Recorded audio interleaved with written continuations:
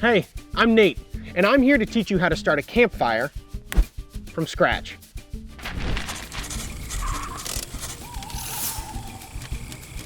Getting a fire going is one of my favorite parts of camping, and it's super easy once you know a few basic steps. So pull up a chair and grab some marshmallows. Here's everything you need to know.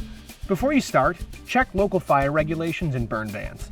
Even campgrounds with designated fire rings can sometimes have restrictions in particularly dry weather. Regulations will also let you know if and where you're allowed to buy or collect your firewood, or if you can bring your own firewood from out of state. We're going to be starting our fire in a campfire ring to keep the fire contained and prevent it from spreading. Make sure your fire ring is clean, clear, and nowhere near any brush, trees, or camping equipment, including overhead.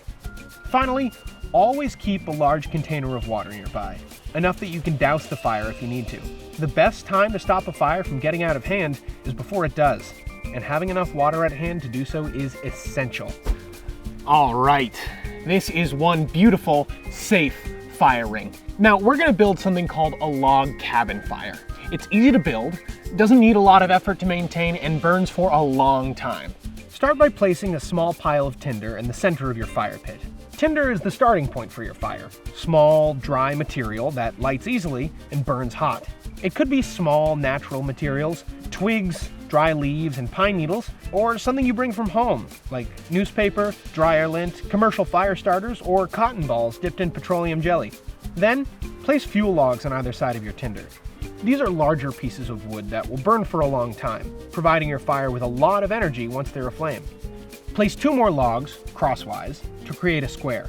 Add a couple more layers of small pieces of wood and kindling. Kindling is made up of sticks and pieces of wood less than an inch thick. It will burn longer than tinder, but still catch relatively easily. It will look like a log cabin. Finally, create a cone of small kindling over your tinder, and use some of your thinnest pieces of tinder to make a roof. Leave lots of space. The fire needs oxygen to burn. Light your tinder. You may need to blow lightly on the flame to feed it oxygen and get it burning hot.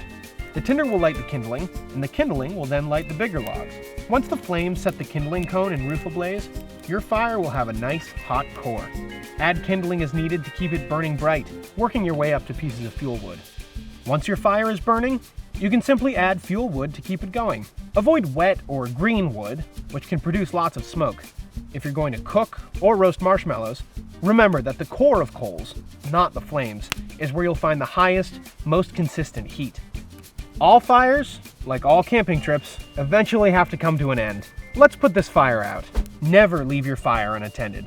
Allow it to burn down to the ashes or douse it with your water, being careful not to flood the fire ring. Either way, don't leave your fire until the ashes are cool to the touch. Now that you know what to do, plan some camping trips so you can get out there and start practicing. Like and subscribe to make sure you don't miss our next video, and visit llbean.com/outside for more outdoor tips and inspiration. Now, where did I put those marshmallows?